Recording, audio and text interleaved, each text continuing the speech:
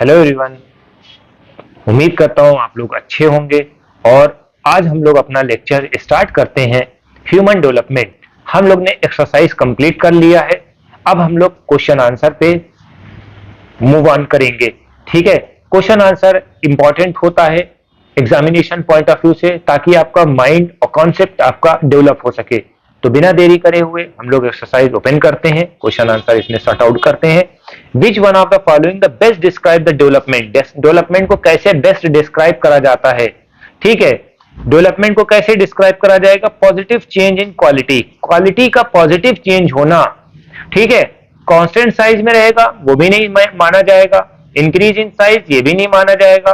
ठीक है, पॉपुलेशन बहुत ज्यादा होती मगर लोग बेकार होते हैं। ठीक है, क्वालिटी खराब हो जाती है उससे भी। तो ये positive change in quality, quality में पॉजिटिव चेंज होना। ह्यूमन डेवलपमेंट का जो इंट्रोडक्शन दिया था, कॉन्सेप्ट दिया था, तो वो किसने दिया था? ये महबूबुल हक ने दिया था। ठीक है, क्वेश्चन आंसर आपको बताना है 30 वर्ड में। What are the 3 basic area of human development? Human development के 3 एरिया, एक सबसे पहले रिसोर्सेज होता है, दूसरा हेल्थ होता है, तीसरा एजुकेशन होता है। तो सबसे पहले एक्सेस टू रिसोर्सेज, रिसोर्सेज को सबसे पहले पता लगाओ किस तरह के रिसोर्सेज हैं जिससे पर कैपिटल इनकम बढ़ सके। दूसरी हेल्थ, अगर आपकी हेल्थ अच्छी होगी तो आप जा सकते हो, आप कामयाब हो सकते हो, हर जगह आप मेहनत करोगे।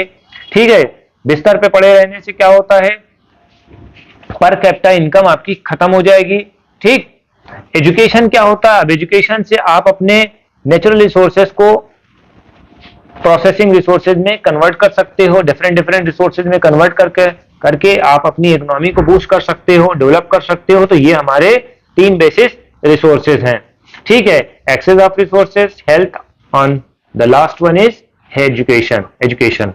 Name the 4 component of human development. Human development के 4 कंपोनेंट बताइए भैया। चलो ये भी देख लेते हैं। इक्विटी होना चाहिए, यानी कि सबको बराबर रखना चाहिए। सस्टेनेबिलिटी होना चाहिए, यानी फ्यूचर जनरेशन के लिए कुछ ना कुछ बचा के रखो भैया।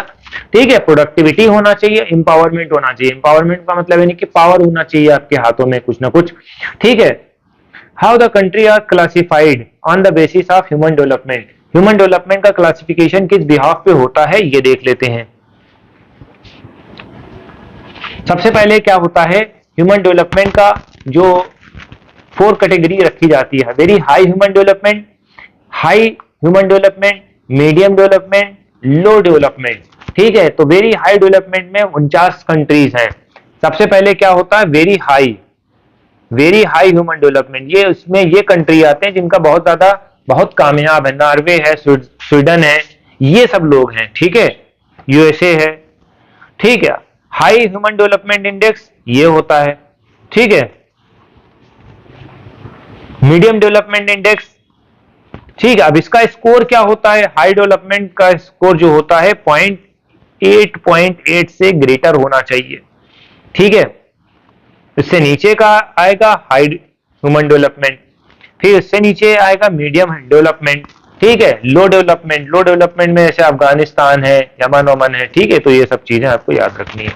अब डियर फॉर वर्ल्ड का क्वेश्चन बताना, what do you understand by the term of human development. Human development का टर्म बताना है। तो सबसे पहले आपको क्या लिखना है? देखो, आंसर राइटिंग यहां से शुरू हो जाएगी। ठीक है, आपकी बहुत इंपॉर्टेंट है। ह्यूमन डेवलपमेंट का जो कॉन्सेप्ट लेके आया वो महबूबुल हक का जो कॉन्सेप्ट था। He describe the human development as a development in large people choices. ठीक है, लोगों की चॉइस होती है। ठीक है, इंप्रूव देयर लाइफ, उनकी लाइफ, उनके selection. People are the central to all development. लोग जो होते हैं सेंट्रल में होते हैं, यानी कि लोगों का को सपोर्ट करना है। गवर्नमेंट बनी तो लोगों को सपोर्ट कर रही है। These choices are not fix, और ये चॉइसेस फिक्स नहीं होती हैं और चेंजेस होती हैं। यानी कि कोई भी चीजें हैं, आज कुछ चल रहा है कल कुछ चलेगा। ठीक है, तो वहां चेंजेस आते हैं। Meaningful life is not just a long one, it must be some purpose. उसका कुछ पर्पस होना चाहिए। This mean that people must be healthy. सबसे पहले लोगों को हेल्दी होना चाहिए ताकि वो अच्छे से दिल लगा के काम कर सके, पूरी फुल फोकस से। उनके पास अपना टैलेंट होना चाहिए, सोसाइटी में पार्टिसिपेट करें। ठीक है, और वो अपने गोल्स को अचीव कर सकें, एजुकेशन को हासिल कर सके, including with the health facilities. ठीक, प्रोग्रेस में हिंड्रेंस किसी तरीके से नहीं होनी चाहिए। ठीक है, leading a long and healthy life होनी चाहिए to gain the knowledge and having a mean to able to decent life in the most important aspect of human development. यानी कि इंसान को एक हेल्दी लाइफ जीने के साथ साथ पढ़ाई, एजुकेशन और आगे बढ़ने का सपना देखना चाहिए और उस पर अमल करना चाहिए, हार्ड वर्क करना चाहिए। ठीक है, ये चीज है।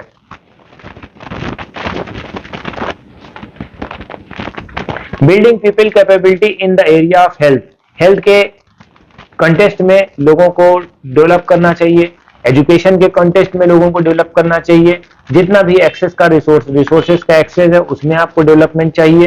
ठीक है, तो इस तरह से इंसान बढ़ता है, उसकी कैपेबिलिटी बढ़ती है और यही जो है ह्यूमन डेवलपमेंट का टर्म है। Why do you equity and sustainability with in the concept of human development. Equity का मतलब यानी कि इक्वल एक्सेस होता है, अपॉर्चुनिटी अवेलेबल टू एवरीबॉडी, यानी कि हर इंसान को समान होना चाहिए, बराबरी का हिस्सा देना चाहिए। ये नहीं कि आप फर्स्ट क्लास में बैठो हम सेकंड क्लास में बैठे, ठीक है, आप एसी में बैठो हम कूलर में बैठे, ठीक, यानी कि बराबरी का हिस्सा होना चाहिए, राइट, ये चीज है।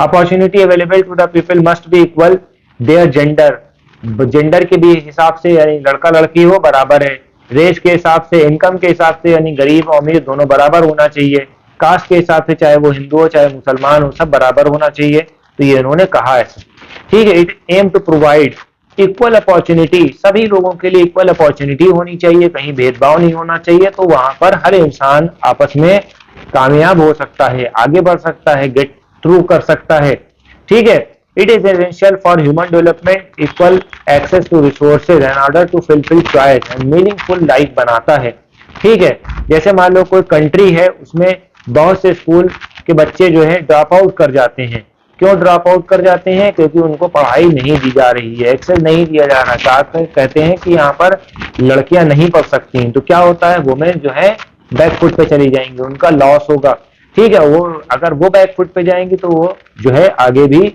नुकसान उठाएंगी, क्यों, क्योंकि वो इकोनॉमिकली वीक हो जाएंगी, ठीक है।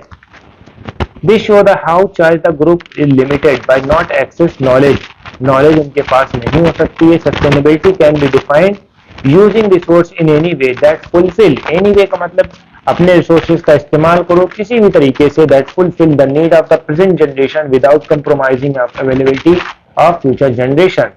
Sustainability refer to the continue, sustainability का मतलब क्या होता है, कुछ ऐसा काम करो जो आने वाली जनरेशन के लिए हेल्पफुल हो, ठीक है, ये चीज आपको ध्यान रखनी होगी, ठीक है। जितना भी इन्वायरमेंटल, फाइनेंशियल, ह्यूमन रिसोर्सेज है इसको याद रखना है, इसको ऐसे समझाना है, ऐसे इस्तेमाल करना है कि वो फ्यूचर में काम आ जाए, आने वाली जनरेशन के लिए काम आ जाए, ठीक है। मिसयूज अगर करेंगे किसी भी रिसोर्सेज का तो हमारे लिए फ्यूअर अपॉर्चुनिटी बचेगी फॉर द फ्यूचर जनरेशन, ठीक है।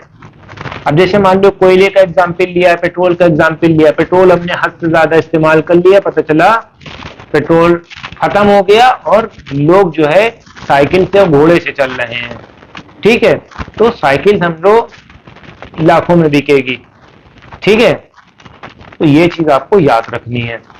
तो यहाँ पर चैप्टर वाइंड अप हो जाता है, क्वेश्चन आंसर पीवाईक्यू के साथ भी हमें लगाना है, आंसर राइटिंग की प्रैक्टिस कराना है, कुछ भी आपको इश्यूज होते हैं, कुछ भी क्वेरी होती है, you may be get mention in the comment box. Thanks for watching.